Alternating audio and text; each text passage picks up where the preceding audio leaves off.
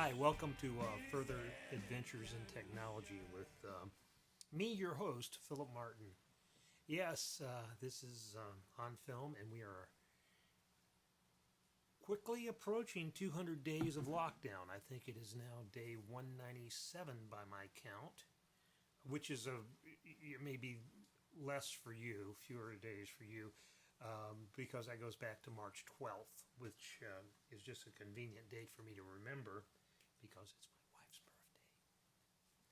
And that's about the time that we started being careful. I think that was my last day in the office. So that's where we measure from, day 197. I don't see normalcy around the corner, though it seems like a lot of people are exhausted by all this, and some people are. I'm not wearing pants, no. I've got shorts on today. I did not bother to do what I normally do, which is make an effort. I tried to make an effort. I want to tell you about making an effort and about adventures in technology. As some of you know, I teach this class. Teaching is too big a word, but I lead this class, this movie appreciation film studies class for Life Quest of Arkansas. We're doing it Friday mornings this term, the fall term, and we're doing it via Zoom, okay? So people are looking basically at this screen because this is my setup. I've got my camera there. And, this is my static thing. I could do this on an iPad and move it around or whatever, but this is, where I do it. So anyway, I'm using Zoom, and everything I've read about Zoom says it does not know what screen you're sharing when you share your screen. And therefore, you're able to share everything you want to share. Except when I tried it. And I tried it in some, trial runs, and it worked fine. But when I tried to share my screen, like I was actually trying to show the film A Face in a Crowd, Elia Kazan. And every time I would click over to share my screen, it would be black. Sometimes we could have the sound, and sometimes we wouldn't. But it was like, the screen was blacked out. And so that didn't work. So I dumped that real quick, and I tried to put a DVD in, and I put the DVD player on, and we started playing that. And I got a gray screen. And so I've been playing around since then. And the class was a disaster, basically. I went to YouTube, and yes, I could play YouTube videos on Zoom, but nothing else. So hive mind, if you're out there and you have some, because I know it's possible, because I know people who are taking film classes who are watching movies via Zoom. But I don't know if it's in my setup, if it's a special license I have to get from Zoom. I can't find anything on their website that says that. If it's, why I can't do it, I don't know. So if anybody out there has any idea, please, let me know. So this is just one other area I'm asking this, and I'm asking this on my social media and all that. I want to put my coffee cup around the right way so you can see the 200th anniversary. Anyway, this is a interesting week for the movies, and I have to say, as I sit here right now, I have not seen either of these movies I'm going to talk about, which is kind of bad form, because I don't like to review movies I haven't seen yet, though I will say that newspaper convention has required me to do that, 2 or 3 times a year for the past 25 years, when I've done fall previews, and I've done, I'm not Keith Richards, by the way, this is my mask, so I just wear it here, and then so I don't forget it if I leave the house, and I have it. That's just, I'm not doing this for fashion, though maybe it'll catch on. I'll do a fall preview, I'll do a summer preview, and I'll say, wisecracks about movies I haven't seen. I just look at the little description, see who's in them, see who's directing, see what studio's putting them out, when they're putting them out, and you can come up with some sort of idea about what the films are. The caveat is you could be completely wrong about those films, and often we are. Some things sound really good on paper and turn out to be awful. Other things just sound kind of ordinary and are not ordinary at all. So keep in mind, I don't like to do that, but since I, do it sometimes, I guess I can do it in my little new movies column, I guess. But the thing about these two movies is they feature one of my favorite, if not my absolute favorite actor to watch, a man named Richard Jenkins, who was in a movie called The Visitor years ago. God, and before that he was in 6 Feet Under on HBO, and he's been in 1,000 movies probably. He's a very nondescript looking man. Now he's in his late 60s, I guess. I guess he's a little older than I am. I've met him once, had a really, long, probably hour-long interview with him, and he struck me as a very genuine, very nice human being, and someone who's very serious about his work. And I'm always interested to see what he does, because he not only is a good actor no matter what role he's playing, he's also an actor who's very careful about the type of roles he takes on. So, it's not like he, just has to work and just takes whatever is available. And it's very rare that he will have two movies coming out in the same week. And the most interesting one, I think, is The Last Shift, which is done by, I should have notes here, a guy named Cohen. Amos Cohen? Is it Amos Cohen? A documentary maker. Andrew Cohen. Sorry, Mr. Cohen. I've seen some of his documentaries, and he's sort of like an American Ken Loach, if you get what I'm saying. He is very much interested in the underclass, this nation's permanent underclass, and how they get through their days, day by day. And this is set in a fast food restaurant on the last night of Richard Jenkins' character's shift. He's been there 38 years. He went there straight out of high school. He was kind of a high school athlete.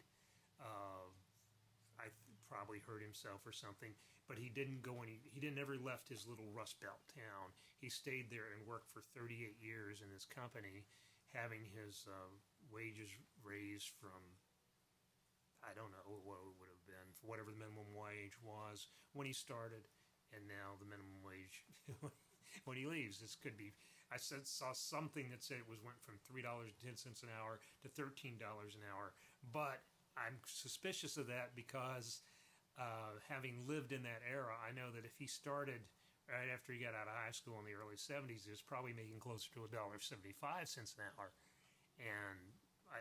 but I don't know. But anyway, and I don't know what the time frame. It may be set in 2008 or something like that too. So I don't know. But it's a very interesting idea to write about this through this sort of micro kind of hyper focus on maybe this actually is about the last shift, and maybe it will proceed more or less in real time in his relationship with his replacement, who is a young black man who has got some potential but has been thwarted. He's been arrested for doing things that young black men get arrested for. We can, like I said, I haven't watched the movie, so I can't really comment on that. But it's an interesting setup, it's an interesting dynamic, and I trust Richard Jenkins implicitly with these kinds of roles because he's very humanistic and he understands, and his character is probably not a nice man. He's probably not an exceptionally smart or exceptionally able, capable human being. I'm sure that he's got, but I'm also determined. I'm also, convinced that if anybody could play this sort of character and make him a well-rounded, three-dimensional human-seeming creation, it would be Richard Jenkins. And it's always interesting when a journalist, which I would count documentary makers as, I think most of them are qualified as journalists. They would say so, and I've seen some of Mr. Cohen's work, and I think it's very good. But I also think that sometimes we journalists have a problem moving from just the facts kind of delivery to filling out something, to giving something else about a character, something other than his poverty, something other than his situation. So it will be interesting because I think that Jenkins is going to have to supply that. Again, conjecture. It's conjecture. It's a review of a movie I haven't seen. So we're going to see how that works. And I'm definitely going to see this movie this weekend. So that's one ticket you won't be able to get because I will have it. I will go to this movie, definitely. The second Richard Jenkins, and Richard Jenkins and Deborah Winger and Rachel Evan Wood, which makes it kind of almost a blockbuster.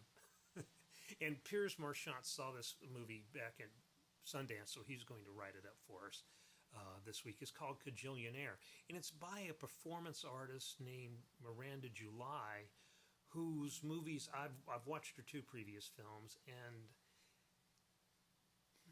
I like them, but they don't quite work. If you understand what I mean, there's things I like about them, and that she takes a lot of chances. She's very adventurous as a writer, but they don't really work. And the synopsis of this movie, which has Richard Jenkins and Deborah Winger as a married couple who are getting by, again, on the margins of society, sort of like, it sounds to me a lot like Shoplifters, or maybe even Parasite, where, they're basically these people who live off these little scams, where they're skimming, which is an actual thing they say they do, where they're skimming things off the margins of society to live on, and living in an office cubicle or something like that, according to the reviews I've read. And I'll have to wait for Piers to get the real review for us.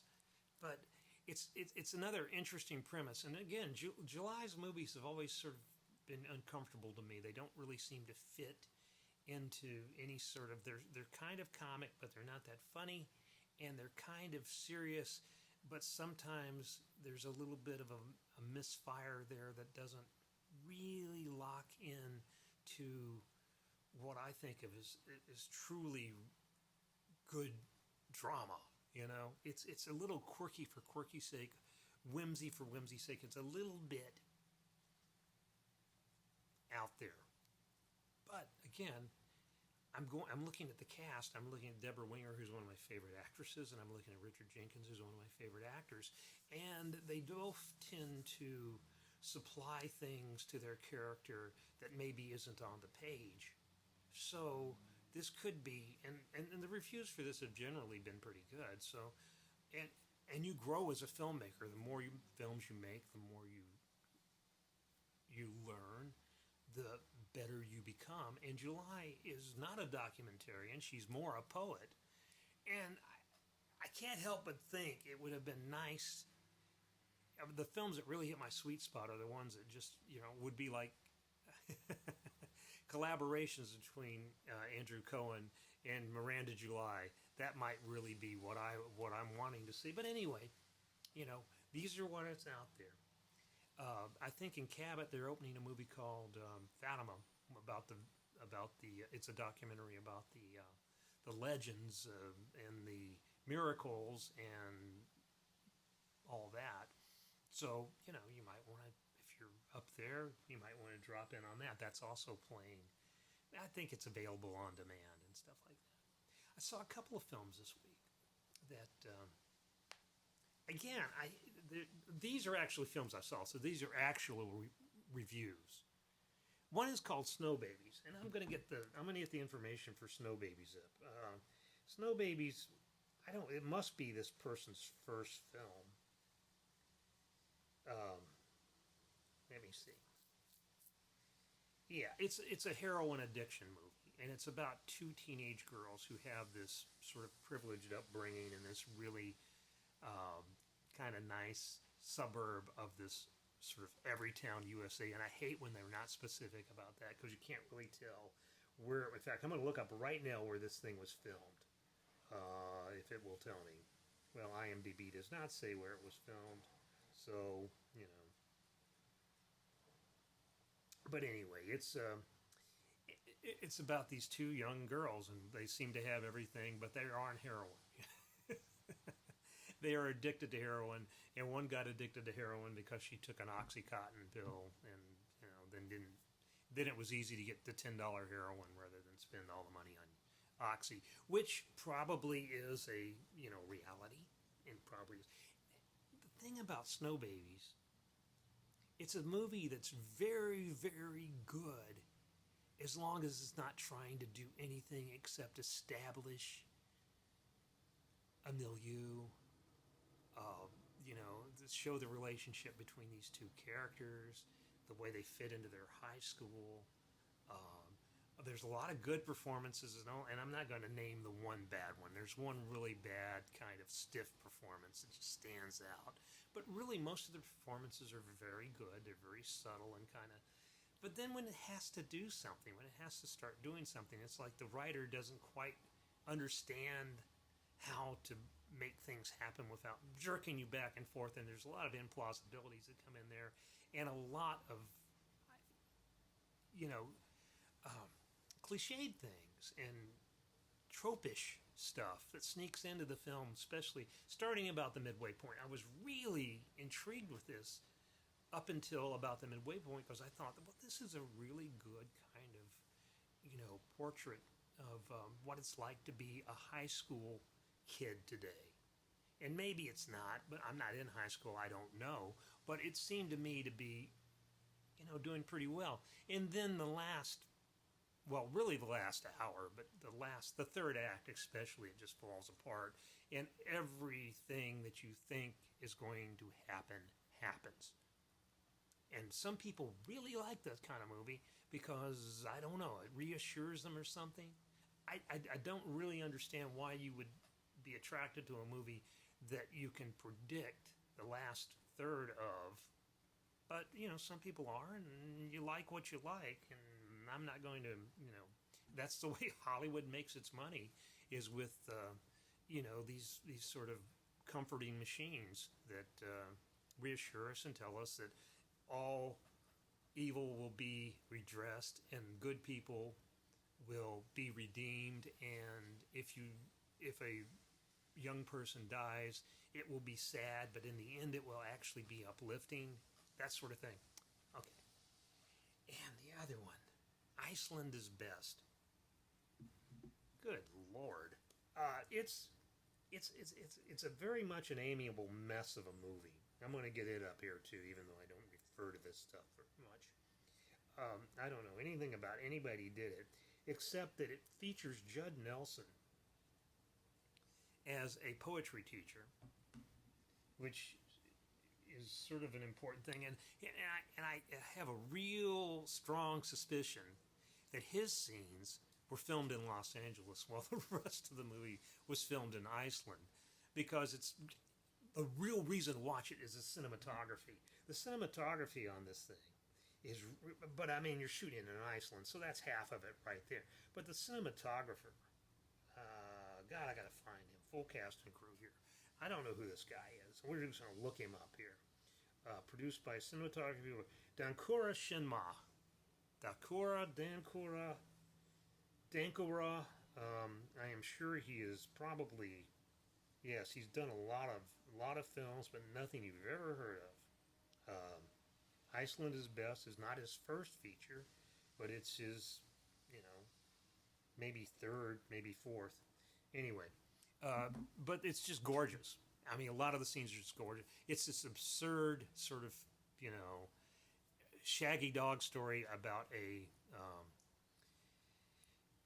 pretty young Icelandic woman who really doesn't have any sort of defining character traits other than the fact she's very pretty, who wants to go to California, Topanga specifically, and live there. But she has to go take her poetry class in Reykjavik first. So they travel to Reykjavik to take the poetry class and get on the plane and send her to the U.S.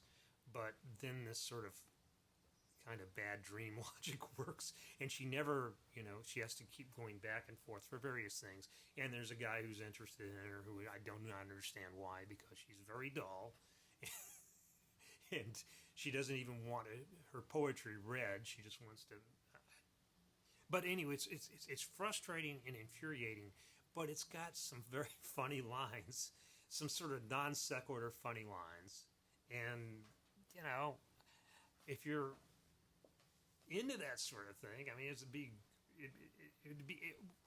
a good drinking game would be you have to drink every time someone said, Siga is going to California. Okay? Or every time the word California or the word Topanga is mentioned, then you gotta do a shot. How about that? And the weird thing is they got Judd Nelson, biggest name they could think of maybe, that would work for what they would pay. And then they had to accommodate him. So, like I said, I think his scenes were probably shot in Los Angeles, which accounts for the L.A. crew and the L.A. stuff that's in the credits. The rest of it's shot in gorgeous Iceland, obviously, and it's just beautiful. But then they have the closed down sets, and that's where Judd Nelson shows up. And Judd Nelson, bless his heart, I always liked him as an actor. I mean, even when he was doing these really bad action roles, I always liked him. I thought he was a fair actor, and he had a lot of goodwill from those John Hughes movies.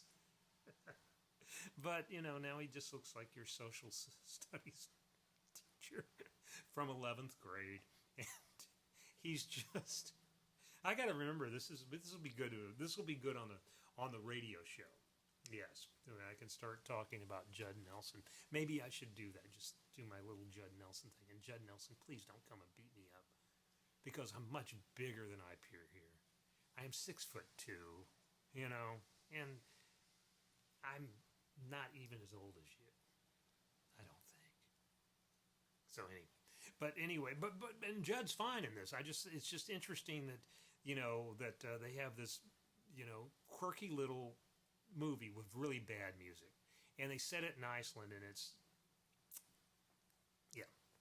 there's another film that I'll take you there. Yeah, it's kind of a musical, and you should check that out if you're into punk rock and all this stuff. I haven't seen it yet. I just know that it's coming out on VOD today and stuff like that.